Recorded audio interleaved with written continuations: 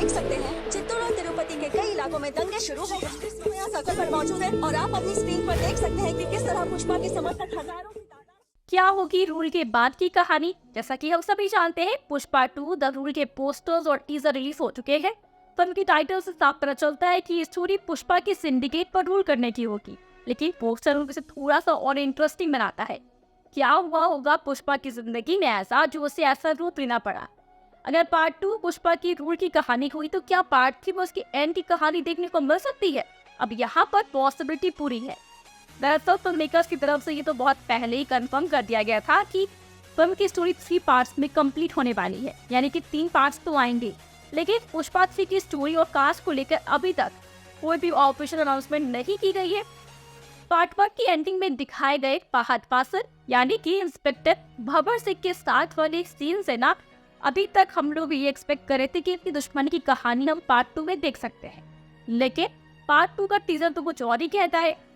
हो सकता है कि इस कहानी को अब हम पार्ट 3 में देख सकते हैं, ना कि पार्ट 2 में। पार्ट 2 की कास्टिंग में कोई मेजर चेंजेस नहीं किए गए हैं, लेकिन पार्ट 3 में ऐसा एक्सपेक्ट करना गलत नहीं होगा। ऐसे में एक बड़ा सवाल ये आता है कि फिल्म में डबल जोश और इंटरेस्ट डेवलप करने वाले अल्लू अर्जुन पार्ट 3 में होंगे या फिर नहीं। अगर नहीं होंगे तो फिर कौन रिप्लेस करेगा अल्लू अर्जुन को?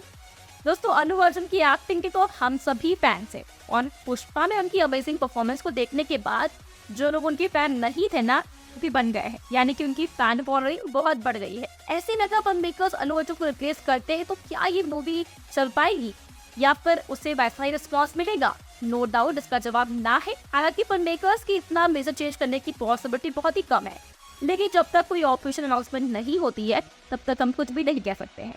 अब पुष्पा की कहानी अगर सिंडिकेट के आसपास प्लॉट की जाती है तो स्टोरी ब्लॉकबस्टर होने के लिए मोर देन इनफ है, क्योंकि स्टोरी को ऑडियंस पहले से ही एक्सेप्ट कर चुकी है, यानी कि वो उससे कनेक्ट कर चुके हैं, तो इसमें तो मुश्किल नहीं होगी। लेकिन किसी नई कहानी को पर्दे पर लेकर आना एक रिस्क फैक्टर होता है। ये रिस्क पुष्पा की मेकर्स ले सकते हैं, क्योंकि अगर कहानी का कंसेप्ट लोगों को पसंद आ गया तो फिर तो वो फिल्म ब्लॉकबस्टर होने वाली है। अब हो सकता है कि पुष्पा के अगले 2 पार्ट्स में पुष्पा की जिंदगी से जुड़े अलग अलग पहलुओं को बताया जाए, यानी कि उसकी कहानी दिखाई जाए। आपके हिसाब से क्या होना चाहिए अगली कहानी? क्या कास्टिंग में कोई चेंजेस होने चाहिए? हमें कमेंट्स में जरूर बताएं। साथ ही वीडियो अच्छी लगी हो तो वीडियो को लाइक और शेयर करें।